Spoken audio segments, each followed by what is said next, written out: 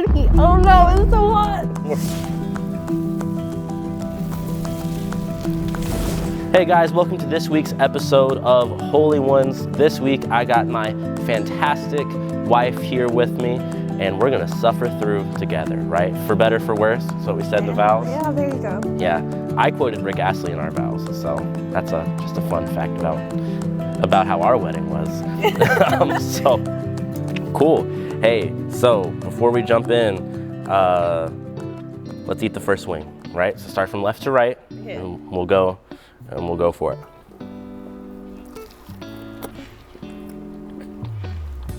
I think of this whole,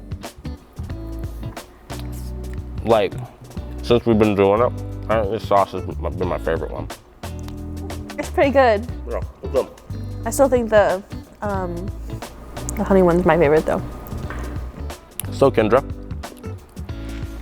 give me a little bit about your testimony, your upbringing, your background. I grew up, and I guess still am, pastor's kid. So that was fun. I've just always been in church like my entire life. Like every time the church doors were open, even when they weren't open to the public, we were always there, setting up, planning, hanging out in my dad's office. And so, I mean, I was just taught the Bible from a young age. Like I can remember reading the Bible at a really young age. And my parents just really instilled in like the gospel and telling me that Jesus loves me. And so I was saved at a really young age, like 4 or 5. And I can remember where I was saved. It was in there was green stalls, and I was in the bathroom at the school that my parents ran. They ran a Christian school. So I was saved there, and then I got baptized when I was a little bit older, and I think I kind of understood more, like I was more serious about my relationship with the Lord. Got baptized, I think when I was 10.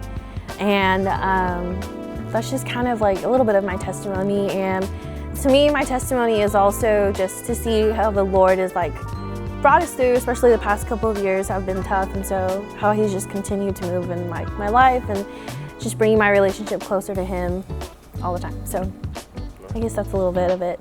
Let's jump into the second wing. Okay. So you said you're a pastor's kid. Yes. I'm nervous it's about to. Why does it look so like, it looks hotter, okay? This is red. Do you have any pastor kid memories? Is that hot?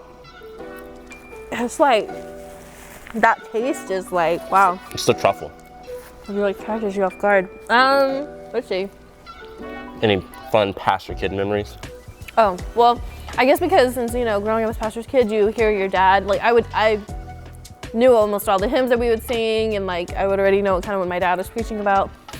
But I also, I liked to practice giving my brothers baptisms. So if we were in the pool, or if I was helping give them like a bath or whatever, we'd just baptize my brother, because I knew all the words. God would be like, you know, well, of course now I've forgotten the spiel, but I used to know it like by heart, you know. Raised to life, and yeah, that whole spiel, yeah. So my brothers got baptized. Now, would they know that it was coming, or would you just like spontaneously dunk them in the bathtub? I think like Addison and Harris like knew, but I think Brennan, I just was like, I did that, and I went like this to him, and he was, bless him. Poor kid. He's probably suffering. That was probably some like fun things that we always did. I don't know, like hanging out with people and just getting to like go with my parents and see people outside of the church and like in their homes, or whether it was the hospital, or just hanging out with them. Those are always good memories, I think, for me.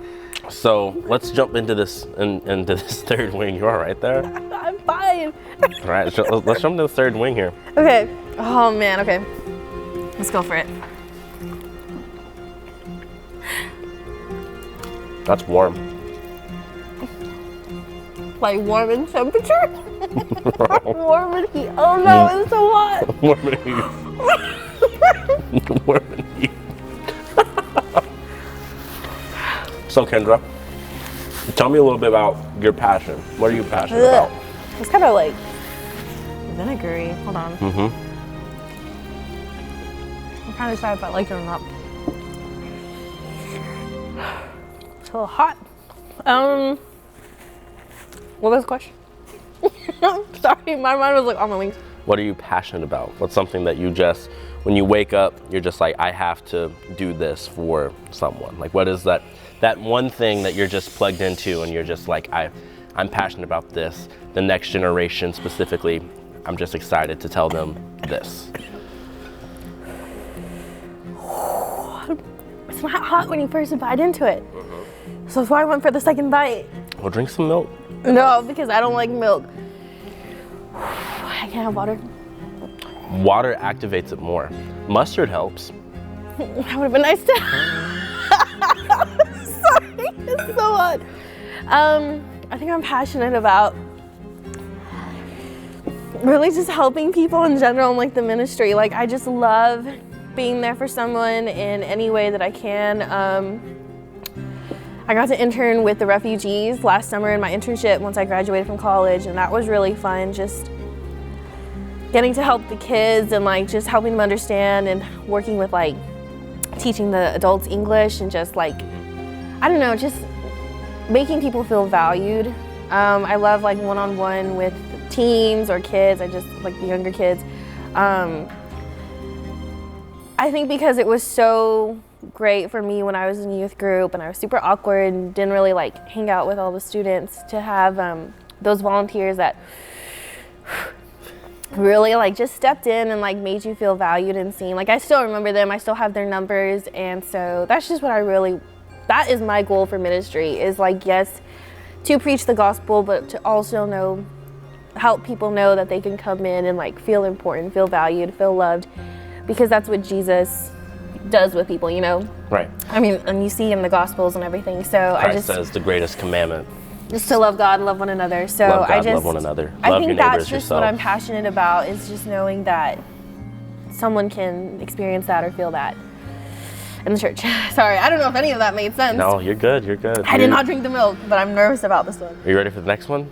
I don't know yet. Okay, let's go for it. Take a second. No, let's go for it. All right, this next question is gonna get you heated. So, I know, oh, I dropped my wing. I almost like blew on it. Like, it's cold, it's not gonna help.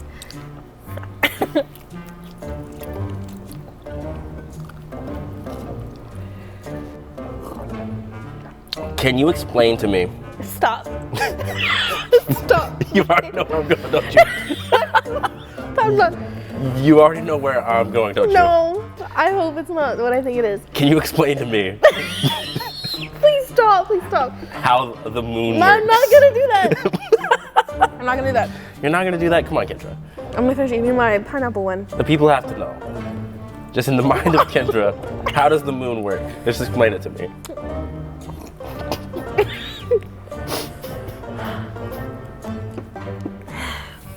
The sun goes behind the moon. And then the light comes out. Okay, thank you. So what you're saying is, let me just get this straight. The sun shines behind the moon. I know that's not accurate, but that's how I learned it growing up. The sunlight goes all the way through the moon. No, it shines around the moon. No. I know it's not right anymore. But that's how I thought it was until like, how old was I? Like 20? Like last year. No, it was a little bit longer than that. There. Now you made me look dumb. Well, But I ask ate me all a the question. Fine. You know what? I made Kendra look dumb. For a long time, I didn't think Oregon was a state. I said it. We had a whole debate. I made her pull up a map. It happened. I thought it was You're about to get I thought it sauce in was. your I eyes. thought it was a city in Washington. I was mistaken. So there.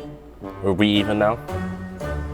No, I don't know about that one. Because I think the moon one made me kind of like look a little dumb. I hope that he cut that out. You can cut that out. Thank you for watching this week's episode of Holy Ones with my fantastic wife. This was a dysfunctional episode, but we had a great time, and we look forward to having a great time with our next episode that airs in 2 weeks. Have a good one. See you next time.